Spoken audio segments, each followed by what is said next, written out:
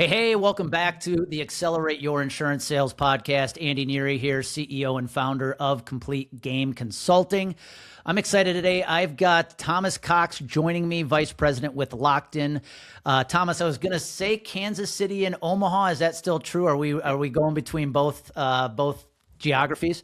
Yeah, I spend more time in Omaha these days, but I still spend a fair amount of time in Kansas City. That's where I came from. So So yeah, I guess my first question, two homes. Do you have a home in each city?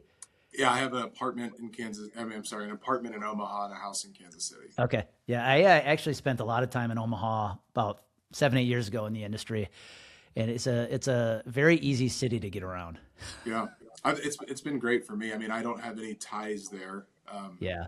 but I've really enjoyed Omaha. The people are great. It's a great business community. So Well, Thomas, I wanted to have you on for those that are listening. You and I caught up. Truth, full transparency. You and I did some work a couple years ago together, but you caught up with you just, I don't know, maybe a month ago, and you shared with me kind of the success you were having. And I was like, holy crap, let's talk about that on the podcast. So we're definitely going to talk about that. But even before the industry, you played. I know I always like to talk about sports and upbringing and stuff like that. If I had to pick a sport that was yours growing up, I'd have to say it was basketball. Is that right? ironically, it was baseball. I ended up playing basketball in college. So I was far better at baseball than All basketball. right, so walk me through that. Okay, so baseball was the sport, but how does a guy who has baseball as a sport end up playing basketball in college? So my dream was to play baseball in college. I thought I was a Division 1 athlete, and I was not a Division 1 athlete. So I had offers at like D2 and D3 Yeah, schools. yeah. As an arrogant 18-year-old, I thought, well, I'm too good for that. So I didn't. So I actually went to a Division 1 college for a couple of years. Did not play, and it was hard transition from being playing high level athletics and thinking that was your life to not doing that. Um, and so anyway, I ended up transferring to a small school in LA for a number of reasons, but they had a basketball team, and so I just walked on. I mean, I played basketball as well in high school. Yeah. So I walked on the basketball team. Our center was 6'10". I'm 6'4". Um, I just had a good relationship with the coach, and I've always had, I feel like I had a pretty good work ethic. And so he literally called me in his office after tryouts and said, "Hey, Cox, you should be cut from this team, but I think you're a pretty good cheerleader, so I'm going to keep you." And he said, "I expect you to work your butt off." So I rode the bench at a small school in LA for a couple of years, and it was awesome. I mean, I our big guy got into trouble one time, so I got to play 22 minutes was the most I played in any one game. But so that's how I ended up playing basketball. Did you grow up in Kansas City?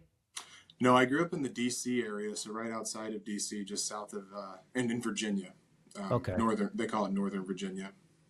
So I don't even know if you and I had this conversation before. How did you end up in the Kansas City area? So my dream after college. This is a little bit of my background. My dream was to be a Navy SEAL. So I went in the Navy after college, got a SEAL contract, and then ended up getting hurt in boot camp. And they said, well, you got two options. You can either stay in, I'll give you a job, but it's not going to be a SEAL because we don't mess with back injuries in the SEAL program. Or I'll give you a get out of jail free card and we shake hands as friends and you move on. So I said, well, this is kind of earth shattering. Can I, let me, how long do I have to think about it? He said, you got 30 seconds, buddy, make up your mind. So I took the get out of jail free card. And on the plane ride home from boot camp, I sat next to a senior vice president with MetLife who used to, I think his role was running the employee benefits a few years prior to me meeting him. He had moved into like a global role. But he asked me, we just started chatting on the plane, and he's like, man, I'm really sorry it didn't work out for you. I know a lot of employers. Here's my card. Give me a call. So I did, because I had no idea what I was going to do. And it was awesome. He like walked me through a whole discovery process about like, where were you how do you feel? When have you felt in the zone and what gets you excited? And just he tells me he was just trying to help me figure out like who to connect me with. And after 5 conversations, he goes, you might like selling insurance. Would you want to work for MetLife? And my dad's an engineer, mathematical scientist by trade. And I was thinking like, my dad's going to disown me if I sell insurance, but I don't know what else to do. And they were hiring in Kansas City for a rookie role. So I moved to Kansas City in 2011 to get in the insurance business and MetLife's training program. How long did you last in the SEAL training before you got hurt? I was my DD 214, which is the official discharge papers. It says 29 days. What was the 29 days like? I mean, just to even want to go into that training says something about you. I mean, what was that? You're basically in there for a month. What was that experience like? Yeah, I mean, it was so they start you in boot camp. So, like everybody, the stuff you see on TV is buds out in San Diego. And Yeah. unfortunately, I went to a small school in LA and had some buddies that were SEALs. So, I actually got to go run the Okay. obstacle course a few times and see the barracks and things like that. So, that was kind of a cool experience. But they start you as a sailor in boot camp. So, I mean, it was Great Lakes, it was boot camp. Now, we were in a specialized class for special operators. So, it was a different track than a normal sailor goes through. So, you're up earlier, you're up later, you're doing some harder things. I mean, it was not fun. I didn't enjoy it, but it wasn't nearly as hard as you would expect. It's not like you're not carrying boats on your head and Yeah. and doing all the things that you see on TV. I didn't get that far in the training. So Well, I can tell you, man, the in the amount of time we've worked together, the thing I recognize about you is it's pretty obvious. You are willing to confront challenges because let's just do a quick recap. So I don't think what you said, okay, you played college basketball. You made the comment that your center was 6'10". What you didn't share, if I recall correctly, is your job in practice was to guard said 6'10" center yeah, when you're 6'4". yeah. You go to Navy SEAL training. Now you put yourself in a completely brand new market to sell this thing called insurance you think your father's going to disown you for. Yeah, that's fair. I've never thought of it that way, Andy, but yeah, you're right. You like the challenge, brother. I think, well, I've used the term actually with people that when we talk about Lockton and the producer model, which I'm sure we'll get into, I've jokingly said like, I think I just have a screw loose or I don't know any better. So I guess that's been kind of the theme of my life, right? Like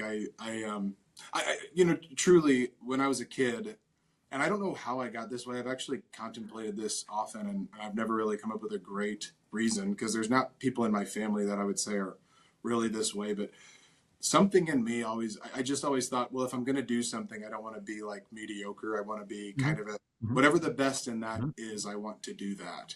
Yeah. And so I mean, I remember seeing that literally on my mom showed me, she had years later, she had saved this piece of paper from my 12-year-old birthday, and it was like, when Thomas grows up, he wants to be, and I wrote Navy SEAL. And I just thought like, man, those are the best of the best. Like I want to be the best of the best, whatever that looks like.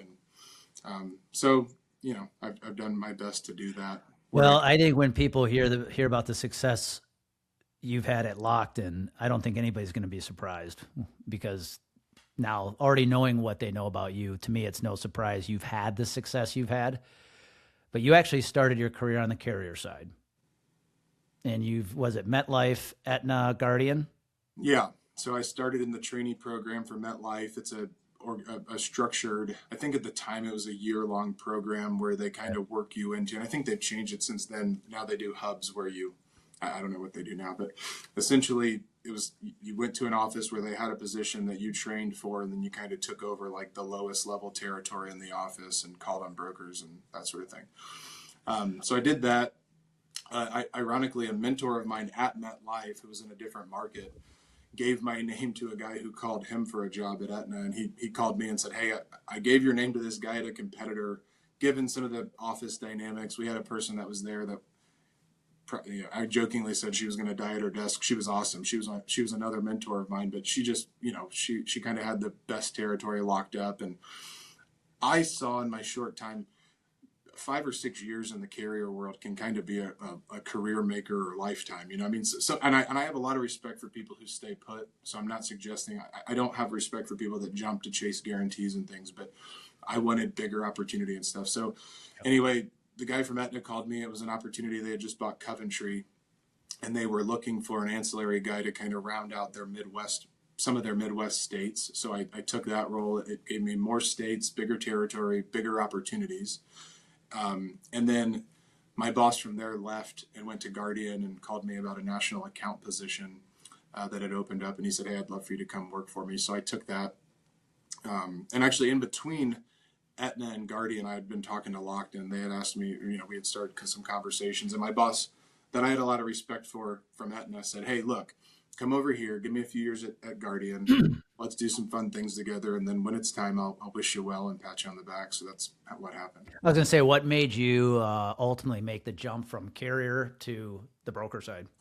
I remember being a rookie and asking one of my mentors, why would we not all want to be brokers? That seems like a good gig. And, you know, I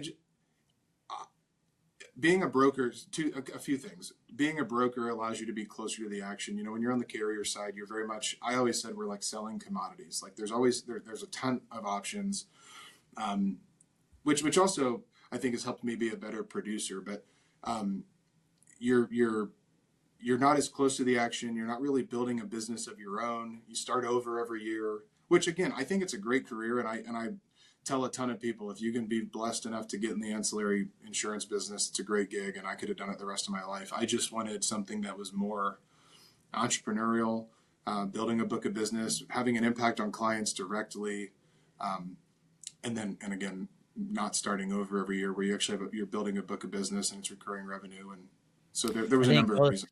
The two most common things I hear are recurring revenue, because at the carrier world, you're starting at zero every January 1st. Your answer was actually much, much kinder than what I typically hear from a former carrier rep. The normal answer I get is, well, I saw how the brokers, I was looking at some of the brokers who are having success, and I said, if he can do it, I can. Well, that might have played into it a little bit. But you know, it's funny though, because I had that same perspective coming over and being a broker. You realize, like, I think every carrier rep thinks I could do it so much better. Yeah. And I actually had a broker early on tell me, like, dude, don't ever think about it. I've only seen one carrier rep ever make the jump and be successful in our market, which also kind of lit a fire under me. I was like, well, I'll show you differently someday. But I have a ton of respect for not just, I mean, you know, I'm at Lockton. I'm a big fan of Lockton, but there's a lot of really good brokers out there, a lot of really good producers. Mm-hmm. But it does give you perspective to see the bad ones and the good ones and kind of start to model some of what you do after them. But yeah. Yep. Success leaves clues, but it also, there's plenty of clues left by people who you look at and go, okay, I now know what not to do. Sure. I'm curious, because we're going to definitely talk about your success you've had, but early on when you made the jump to Lockton, was there anything that was a surprise to you where it was like, oh, maybe this guy was right, this isn't as easy as I thought it was? Were there any of those moments early on when you realized you were selling in a very different way than you were as a carrier rep? Yeah, I mean, that right there is key. The conversations are very different. You know, when you're a carrier rep, you're selling to a broker who is also a salesperson. Yep. When you're a broker, you're selling to a CFO or HR typically. What I didn't realize is they're not just being sold to by brokers. Like C-Suite gets sold to by so many different vendors out there. And so I thought, oh, well, I got these buddies at the golf club. They own a business. They're going to be my first client. They're going to love that. We're like boys. We play golf every Friday. And I actually came in pretty hot on a couple of them and have had to repair some relationships since, where we went from being friends to like they avoided me. And now I've had to kind of eat crow and go back and be like, look, I'm sorry. I was, you know. So the conversation, I mean, I had to completely revamp the way I had conversations and approached a deal. I underestimated how important relationships are. Even if I knew as a carrier rep what you were doing as a broker wasn't that good, perception's everything. And if they love you and you're doing good enough, like, I'm not going to go in and wow you because we've got a better solution or a cheaper price or whatever it is, and then automatically win that business. So understanding that and navigating that is a big piece of the challenge, and it was eye-opening. I'd be curious, was there anything in particular, was there a moment when you joined the broker world where it just started to click for you? Or was there a moment where you just started to realize, okay, I am getting momentum? You know, because I think a lot of carrier reps who do make the jump, I've seen this a lot, they hit that point where everybody's going to struggle. And it's so easy to just go back to what you know, go back to the comfort of being a carrier rep. And some have done that and have done extremely well. But knowing you, somebody who likes the challenge, was there a moment where you're like, okay, it's starting to click now? Yeah, um, I think two things. When I first came over, I mean, I came over in 2020 at the end of 2020, so it was like a year Good and timing. yeah, yeah. Well, yes, thank you, Andy. My mindset, my mindset was such that I thought, well, if I'm gonna have to kind of take a step back and rebuild. Hmm. That year made it kind of easy. It was like, well, I'm gonna have to take a little bit of a step back and figure this out anyway. So might as well just rip the Band-Aid off and go fully in on this. I had contemplated it prior to going to Guardian, so I had many years to think about it and kind of in my head what I thought was planning. I mean, I still was not expect. I still don't think I had the right. I had completely wrapped my head around it until you're actually in it. Um, but I there were a lot of oh my gosh, what did I do days, right? Like, what am I doing? But I think I had so decided in myself, there's no other option here. Like, I'm burning the ships.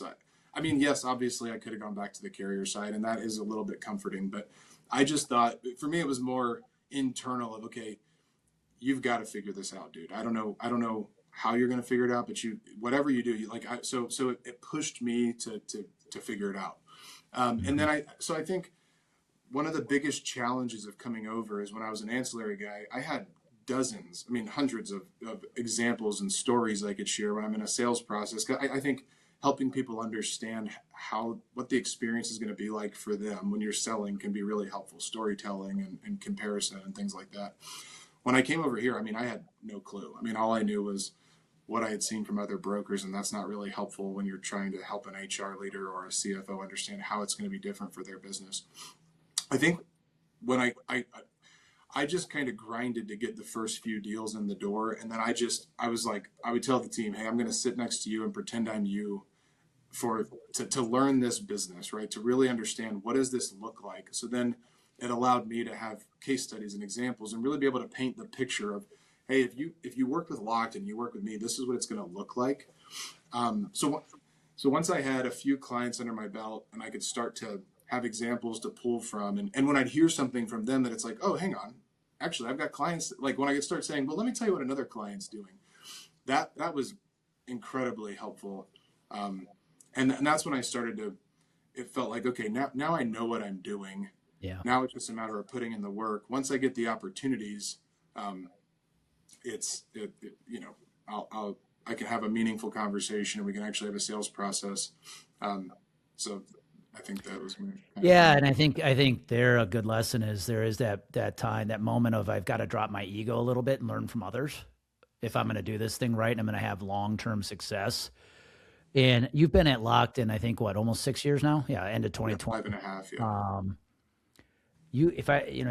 I think you hit seven figures actually pretty fast for a producer. And let's set the stage of the where I really wanted to go with the conversation, which is when I caught up with you in March. I think you told me, if you're okay with me sharing, last year you hit what? You sold 1.7?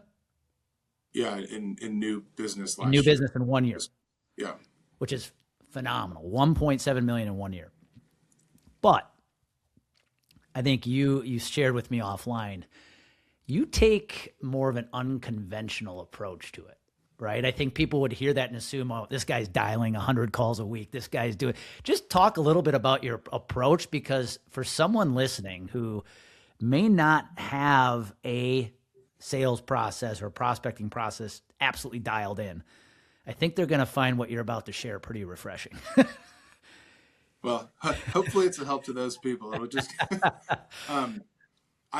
This episode is brought to you by True Captive Insurance. What if you could take full control of your healthcare strategy without the financial burdens of traditional insurance? At True Captive Insurance, they make that possible. As the only captive in the nation that puts up the majority of collateral on your behalf, they provide financial flexibility from day one, making them an advocating partner for their customer success. True Captive's fully customizable plans and cost-saving strategies ensure you never have to choose between affordability and quality care. It's time to break free from the limitations of conventional insurance. Take the next step today. Visit truecaptive.com and discover a smarter way to manage healthcare. That is truecaptive.com. when I first started, my network had just crumbled. My network was brokers. I'm not from a blue blood family. I couldn't just walk in and be like, "Hey, my dad's your buddy. You're a CEO. Let's do business." And I shared the people I did know. You know, I mean, I still don't work with those guys. So I had to. I did early on. I had a process. I had a very dialed in process. I was making a certain number of a certain number of email outreaches, new prospects. I would work a cadence from there, which included cold calling, emails. It was kind of a combination. And then once I realized they weren't interested in talking to me, I would work a monthly or quarterly cadence of dripping campaign from there. I think I also shared in this call, or if I haven't, that also drained me. Like, I hated it. I knew I had to do it, but I did not enjoy it. So my thought was like, as soon as I can get out of this, I want to get out of this. Now I know and that's still a part of my business. Like, I still very much am a lot of my business has come from cold outreach. I don't feel like I can neglect that. And I think to neglect that is really doing myself a disservice. But I had somebody early on, well, about 8 months in, I had a mentor of mine say, I see you drained. You're behind the desk all day, every day. You're staying late. You're coming in early. Like, you're not having fun. Get out and see people. Like, you need to be out and see people. And she said, I don't care if you go grab coffee with the Blue Cross rep. Because I was like, well, meeting with reps is a waste of time. That's not revenue generating. And she's like, I don't care. Go learn. Like, ask them what they're seeing. Like, find some networking groups. Do something that's not sitting behind a desk.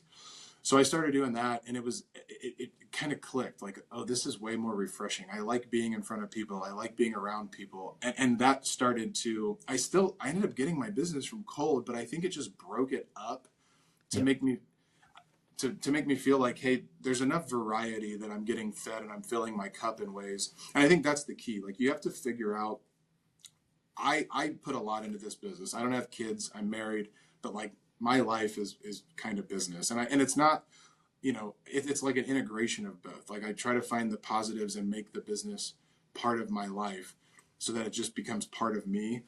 But finding the ways to do it in your own way, fill your cup through the activities you're doing, because you spend too much time and too much effort doing this to be miserable all the time, and that's kind of the mindset, or the light bulb that went off. Like, I can't sustain this if I just have to sit behind a desk 8 hours a day making cold calls.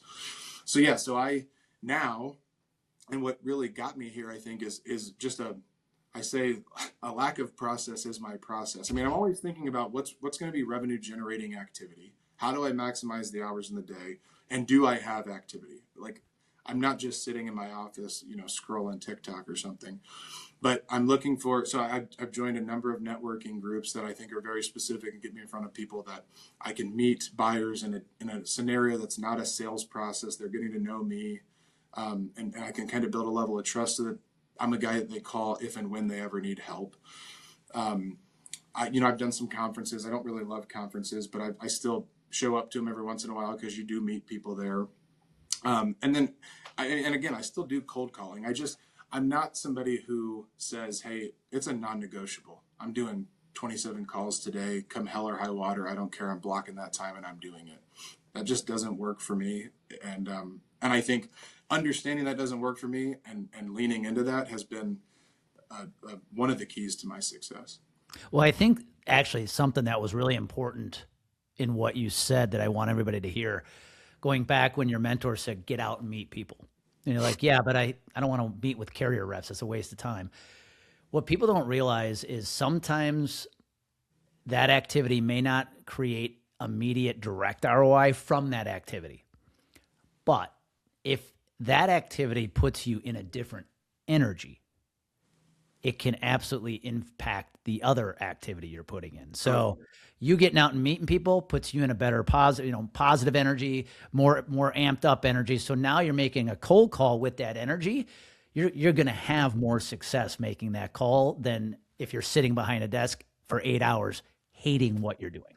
Absolutely. And I'll take that a step further. That same mentor, when I first came to Lockton, I because it was such a grind, I would go home and I would self-medicate. I'd start, I'd crack a cocktail and then I'd be like, well, I don't know, that would turn into 3. And then I was just like, so it was just, I ended up getting in this really unhealthy cycle, quite frankly. Yep. I put on like 45 pounds. I'm not even kidding. And it was just, I didn't realize I had gotten to a really bad place, quite frankly. And she gave me a book. She didn't like call me out on it. She gave me a book about health and wellness written by a functional medicine doctor who I'm a big fan of now. And it put me on this health journey that goes directly back to what you said. You know, I focused on putting good foods in my body, getting sleep, limiting the drinking, working out. And I'll tell you what, that was what really propelled me, was kind of focusing on me first. Mm. And like you said, the energy, like it dramatically changed the way I approached the job. I look at this as like a high performance. Mm. Um, I want to be a high performer in my industry, just like an athlete or a special warfare operator would be. And so I think in order to do that, you have to have things like that again, give you energy, give you the high performance mentality so you can show up and do the things that kind of suck, but you know you have to do. And so I think you're spot on, giving yourself that space to have the energy to do that. Likewise, you're spot on in your comments about how you do one thing is how you do everything.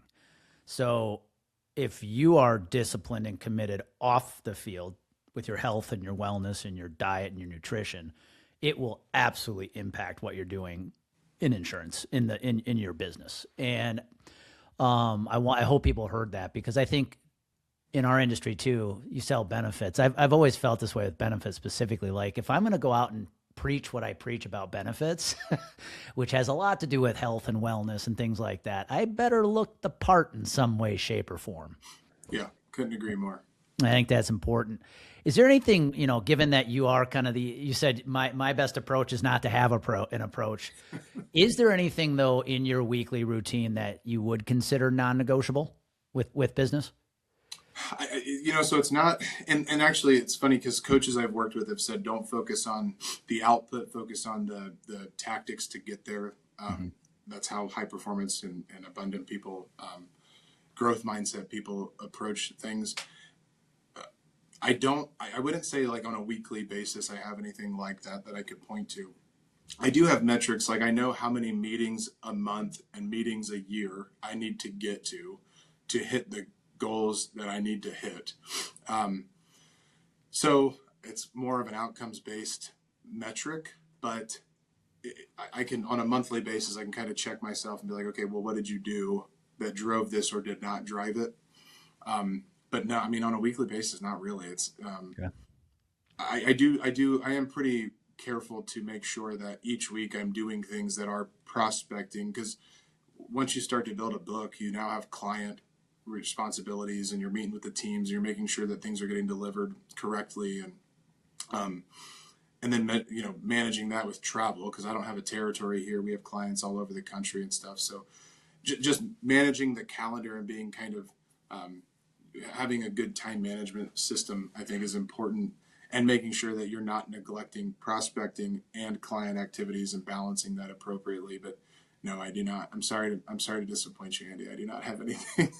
No, I think, it's interesting you bring that up, because I look at, I still block time in my business for business development, right? And I think I experienced a pretty big change a few years ago when I would block time for it, instead of figuring out like, oh, I'm going to send this many emails or DMs or whatever. I just literally started labeling that block of time opportunistic chaos. And all I'm going to do for this time period is send a bunch of stuff out there. My whole thought was, if I send a bunch of messages out there, some are going to get returned and this is going to turn into activity. But I didn't have a plan. I didn't have a strategy. It was just, poof, and every time I do that, it works. Yeah. So I would agree. I block time, but it's not like I have a specific plan of how many of certain activities I'm going to complete. It's just, no, I'm going to use this time to go ballistic on messaging and sales and putting my name and stuff out there, because I know if I put that work in, it's going to return. It's going to create activity, and it's that energy of knowing when I do this, it will create activity. Yeah, I relate with that very much, because that's what I'll do. I block off a few hours, and then that might look like some LinkedIn outreaches from the stuff I learned working with you. That might look like some cold outreaches on people that I just, or now I'm starting to kind of find that I have some industry verticalization in my book, so I have really good references or names I can drop that it's like, hey, I've got some experience in your industry. So I'm becoming a little more specific in my outreach, whereas before it was just a shotgun approach. Like, I don't care what Yep. you look like or who you are, I'm reaching out. Now it's a little more specific. Sometimes that's like looking at my networking groups and being like, who have I not talked to in a while, or who is I know is open, but I'm trying not to be. My approach is I tell people all the time, I'm a bad sales guy because I'm not. I don't want to be annoying ever. I had a boss early in the business that told me always be around but never in the way. And that's kind of my approach. It's like, I want them to remember me, but I don't want to do it and be a nuisance, because I don't like when people are that way to me. So anyway, yeah, it's exactly what you just described. Like, I'm doing revenue generating activities that I know can pay off or will pay off, but it just looks different. And it's like, what feels good, what feels right in that day based on what's going on in my life or what's going on with compliance or in the industry, just different things that kind of trigger where I'm going to find. Yeah, I would say regardless of the plan, the reason you're having success is you actually do the activity. Even though there's no set plan, you do the activity. I see countless producers spend all the time trying to figure out how many of these activities they're going to do. And then guess what? They never actually block the time to do the activities. So the numbers don't matter unless you do the work. And I think that's what separates you from everybody else. You're doing the work. And so last question, and then we're going to go into a little get to know Thomas, and then we'll wrap here. You've done a lot of stuff in your career, both before insurance and after, that has proven that you've got to be mentally tough, right? You played college basketball when that wasn't even the sport you wanted to play. You went in to want to become a Navy SEAL, right? You moved into a new city that you didn't have any network. That all requires a level of mental toughness. When you look at producers today, including yourself, what do you think in our industry separates mentally tough producers from other people?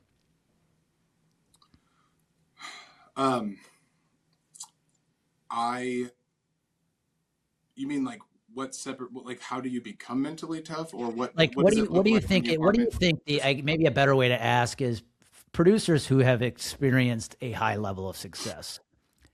There's got to be something between the ears that separates them from somebody who's been stuck in mediocrity for most of their insurance career. Do you have anything? What do you think that is? Well, if you have an input. I think a lot. I mean, it goes back to some of the stuff we've talked about, right? Like making sure that you're in the right mindset, that you can. I mean, doing the things that, back to the health and wellness and working out and I mean meditation, and I think you talk a lot about cold plunging. I think that's incredible. Saunaing, whatever it is for you. Yeah. Getting yourself in a good mind space. I mean, everything. I think this job is not a hard job. I think it's a mentally tough job. And I tell people that all the time. So if you're not working on how to get yourself in a good headspace so that you can have grit and resilience and the stick to itness, you're not going to be successful. And I think that also, I mean, it also allows you to become mentally tough when you, and I guess you somewhat have to be mentally tough to put in the work, but if you're putting in the work and you have a lot of activity, then it allows you to weather the storms of long sales cycles and realizing that, like, when I get introduced to people, a lot of times they're not ready to make a change or even contemplate change. And I've got to be okay with that. So I have a coach. We talk a lot about mindset and abundance versus scarcity. And if you're approaching things with an abundance mindset, you're not going in, they don't smell your commission breath because you need the sale today. Right. Yep. So, I mean, I don't think you can be successful in this world without having some kind of grit and mental toughness. And where that comes from, I mean, for me, it was everything you mentioned, growing up in athletics, learning how to lose, learning how to succeed, going through trying to prepare myself mentally and physically to be in the Navy SEAL program. You learn a lot about yourself, and you have to think about, you have to have good self-talk, positive self-talk. You have to be hard on self, not down on self. And you have to kind of like, almost like thinking, people talk about visualizing the game and being in the game. I do a lot of visualization, like understanding, okay, I'm going to be here. What's that going to look like? What are the possible outcomes? What does success look like? What does failure look like? I mean, I think there's a lot of work that goes into being mentally tough, and there's really no way to rush it either. And you have to be willing to do that. I think one of the most underappreciated skills in sales is the mindset and the energy you put into the work you do. I think a lot of producers don't understand their energy dictates their success, and they're not seeing it. And I think that you have obviously displayed what happens when you put the right energy into the work, and mentally knowing that I have the confidence I can do this, putting yourself in the framework of I will succeed, the visualizing you do, and the energy of creating a schedule or a way of prospecting that lights you up so you bring the right energy to it. Very underappreciated. But I will tell you, it is the trait that probably ties all very successful producers, and it's what separates them from everybody else. So this has been an awesome conversation, man. I really appreciate it. We're going to wrap here with a few rapid fire questions to get to know Thomas Cox a little bit. I did not prepare you for these, but I am a man of habits, disciplines, rituals. And so I'm going to ask you a quick series of questions of just some of your habits and rituals. So I'm a big proponent of the morning routine. And I'd be curious to hear yours because you don't have kids. So you, like me, don't have the excuse. What does your typical morning routine look like? Well, I try to do some sort of activity every morning from either, and that's variety too, right? I like to do resistance training. So I've got a Tonal at home. So I have different workouts that I do from a lifting standpoint and then some kind of cardio. So some days I want to go run. Some days I'll just do a walk. Other days I will lift. Most days I'm taking a cold shower, which is miserable. I'd like to get a cold plunge and get on your level, but my wife hasn't let me do that yet. And then, that's really the only thing in the morning. And, I focus on sleep. Like I'm not a guy that says I'm getting up at 5 o'clock every day. I wear a Whoop and I look at the night before. I look at my sleep need and what's going to get me to green recovery and try to get really good sleep. I think that's a strong foundation, and I can perform so much higher when I'm well rested. So I focus on that, and then activity in the morning. Sounds like it's a continuing trend of not one solid plan, but you're going to do something. Yeah, I want to be moving, right? It's like yeah. Which actually is a good segue to question two. What is, if you had in your morning routine with the workout, do you have a go-to workout of choice? Well, so I have pre-built lifting routines on the Tonal. So I have one around chest and triceps, back and bis, legs, and then like a shoulder / touch up other things. So I have 4 that are pre-built. So and that actually has made it, again, back to consistency. I'm not a good guy at consistency. So my wife got me the Tonal and I was like, what are you doing? That's so expensive. I can just go to a gym. It's actually like changed my consistency with working out because it's easy to just go in, not have to think about what I'm going to do. I've got it pre-built. I just do it. I know how long it takes. And then when I don't feel like lifting, or if I have gotten in all my workouts that week, go take a jog or take a walk. Yeah, love it. Most people don't know this about you, but you actually sang the national anthem at a Kansas City Royals game. So you have a talent a lot of people don't know about. What was that experience like?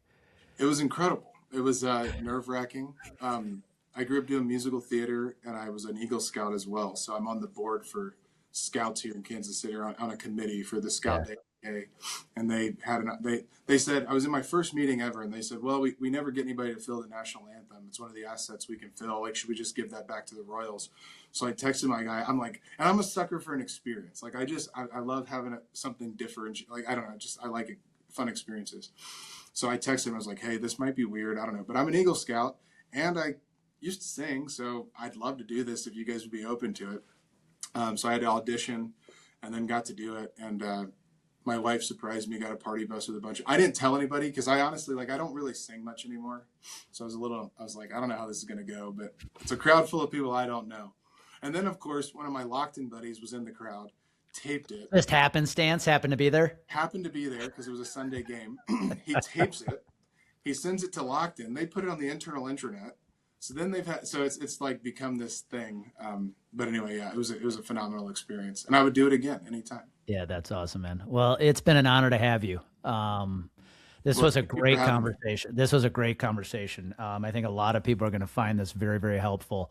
Dude, you, like I said, since I've worked with you, I mean, I think it's impressive. What I wanted people to hear today was you actually don't have a solid plan. It's not like you can sit there and go, well, I've done this, this, this, and this, and this to get to my level. It's constantly moving. I think that's the key. Even with your morning workouts, right? It's not like you have this is my thing on Monday, Tuesday. No, I'm just going to make sure I'm always moving. And it's the same with prospecting. Doesn't have to be the certain thing, but it's always moving.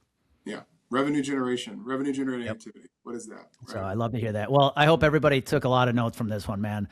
I'm sure there are people who are going to appreciate it. If somebody wanted to reach out, is the best way to do that is check you out on LinkedIn? Yeah, LinkedIn's a good place. Okay. I'm always active not as active as you would like me to be. I know. I've been pushing you there. We're going to get you there someday. But it's Thomas Cox, Lockton. I think you've got Kansas City as your locale. Is that right in there? Or is it Omaha? Let me see here. No, I think it's. This says United States. So Thomas Cox, Lockton, United States. Go check him out, guys. Thomas Cox with Lockton, man. Thank you. You're awesome. Thanks, Andy. You too, man. Be good, everybody.